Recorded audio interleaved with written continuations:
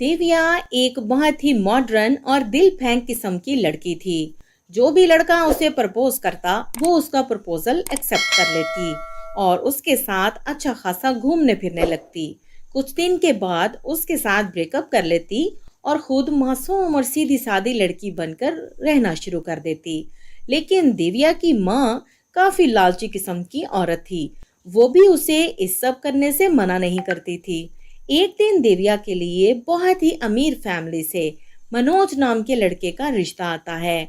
मनोज बहुत ही अमीर था, लेकिन वो अपाहिज था, चल नहीं सकता था।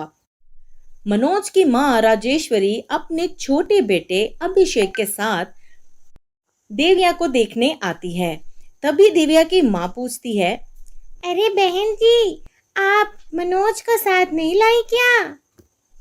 जी जी बहन जी, मैंने सोचा पहले आपको मनोज के बारे में बता दूं, फिर उसको आपसे मिलवा दूंगी। जी जी बताइए बहन जी, क्या बताना है?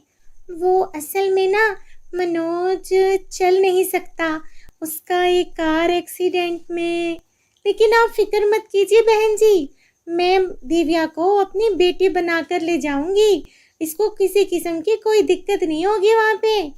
अरे बहन जी, मैं कैसे मान लूँ आपका बेटा चल नहीं सकता? इस बात की क्या गारंटी है कि मेरी बेटी खुश रहेगी वहाँ पे? अरे बहन जी, आपको परेशान होने की ज़रूरत नहीं है। और हाँ, शादी के लिए भी आपको कोई खर्चा करने की ज़रूरत नहीं है। सब खर्चा हमारी तरफ से होगा। बस 2-3 जोड़ों में आप अपनी बेटी को भेज दीजिए हमारे साथ। ये सब सुनकर दिव्या की माँ लालच में आ जाती है और शादी के लिए मान जाती है।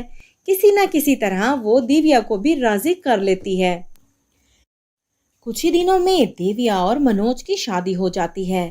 देविया अच्छी बहू बनने का नाटक करती है और सारी घर की जिम्मेदारियां संभाल लेती है, लेकिन साथ ही साथ अपने देवर अभिषेक पर भी लाइन मारना शुरू कर देती है। जब भी वो अकेला बैठा होता तो दिव्या बहाने बहाने उसके पास जाकर बातें करने लगती। क्या बात है देवर जी, अकेले हो? कोई गर्लफ्रेंड नहीं है क्या? जी नहीं, मैंने कभी गर्लफ्रेंड नहीं बनाई। और रोज रोज देविया उसके पास जाकर बैठकर बातें करती और देखते ही देखते आहिस्ता आहिस्ता अभिषेक भी उसको भाव देने लगता है और फिर दोनों के बीच काफी लुका छुपी का खेल शुरू हो जाता है। दूसरी तरफ मनोज अपनी पत्नी पर बहुत एतबार करता था। उसे उस पर जरा भी शक नहीं था। वो एक दिन अपनी पत्नी के लिए एक साड़ी ऑर्डर करता है और रात को कमरे में जाकर मनोज उसे साड़ी गिफ्ट करता है। गिफ्ट खोलने कर देखने के बाद दिव्या उसे बोलती है, अरे मनोज जी, ये क्या? ये भी कोई गिफ्ट है देने वाला? इतनी सारी साड़ियाँ ऑलरेडी मेरे पास पड़ी हैं और आपने एक और मंगवा दी है। और वो साड़ी गुस्से से फेंककर अपना कमरा छोड़कर अभिषेक के कमरे में चली जाती है और वहां अभिषेक उसे एक खूबसूरत सी नाइटी गिफ्ट करता है। वो जब उसे खोलकर देखती है तो कहती है, ओह माय गॉड अभिषेक, कितनी सुंदर है ना ये नाइटी। हो। तभी देविया जल्दी से जाकर वो नाइटी पहन आती है और बहुत ही सेक्सी लगती है। दोनों आपस में हक करते हैं। कुछ ही देर में वहां से देविया की सास पानी लेने के लिए आती है। वो अभिषेक के कमरे के बाहर से गुजरती है कि उसे वहां पर बातों की आवाज आती है। वो कमरे में देखने के लिए जाती है और तभी जल्दी से अभिषेक कमरे से बाहर आ जाता है। अरे बेटा, कौन है कमरे में? किससे बातें कर रहा है तू? ये बहू अभी तक तेरे कमरे में क्या कर रही है? अरे नहीं नहीं माँ, मैं तो फोन पर बात कर रहा था, तुम्हें कोई गलतफहमी हो गई है।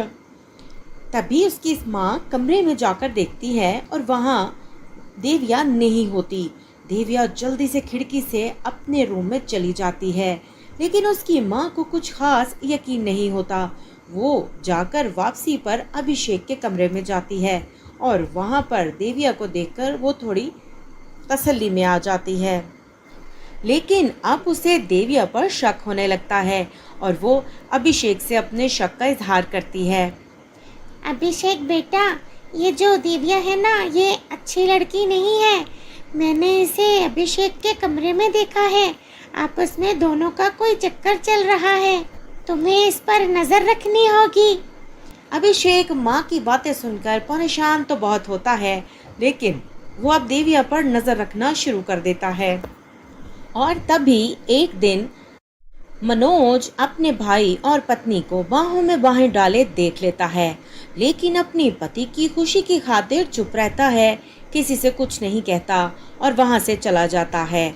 और दूसरी तरफ देविया अभिषेक के मोबाइल में किसी और लड़की की चैट पढ़ लेती है, जहां पर अभिषेक उस लड़की को ब्लैकमेल कर रहा होता है।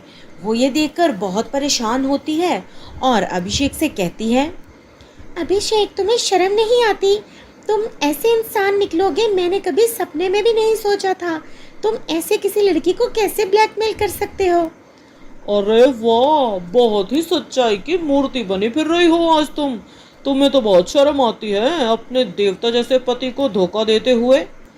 मुझे आज अपने ऊपर बहुत शर्म आ रही है कि मैंने तुम जैसे इंसान के साथ थोड़ा सा वक्त भी बिताया है, लेकिन मैंने कुछ गलत नहीं किया। तुम्हारे मेरे बीच में कुछ भी गलत नहीं है। हाँ हाँ, लेकिन ये बात तो सिर्फ तुम और मैं जानते हैं, पूरी दुनिया को ये बात पता नहीं है। मैं सबको बताऊंगा तुमने मुझ पर लाइन मारी और उसके बाद तुम्हारा मेरा चक्कर चल रहा था। लेकिन इससे पहले कि अभिषेक कुछ करता, देविया उसका मोबाइल पकड़कर वहां से भाग जाती है और अपनी सास और मनोज को वो सारी चैट दिखा देती है। तभी उसकी सास उस पर बहुत गुस्सा होती है और कहती है, अरे ओ करमजली, मुझे पता है तेरा, तू ही लड़कों पर मुंह मारती है। तूने ही कुछ किया होगा, अब इल्जाम मेरे बेटे पर लगा रही है। नहीं नहीं माँ जी, ऐसा कुछ नहीं है। ये एक लड़की की जिंदगी का सवाल है। अभिषेक जैसा नजर आता है वैसा बिल्कुल नहीं है। मनोज जी, आप प्लीज मेरी बात का यकीन करें।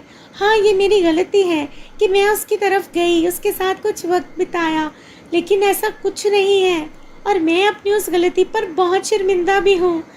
लेकिन उसकी सास उसकी एक नहीं सुनती और उसे घर से बाहर निकालने लगती है। लेकिन तभी मनोज उसे ऐसा करने से रोक लेता है, क्योंकि वो समझ जाता है कि देविया जिस तरह माफ़ी मांग रही है वो अब सुधर चुकी है और वो कभी भी गलत अब नहीं करेगी। तभी उसकी माँ अपने बेटे का साथ देती है और देविया को घर से नहीं निकालती और देविया को दिल से माफ़ कर देती है। देविया भी बहुत अच्छी हो जाती है और अपने बेटे को सजा भी देती है और अपने बेटे अभिषेक को घर से बाहर निकाल देती है। उसके बाद देविया मनोज की दिल से सेवा करती है और देखते ही देखते मनोज बिल्कुल ठीक हो जाता है, अपने पैरों पर चलने लगता है और सब परिवार हंसी खुशी रहने लगता है।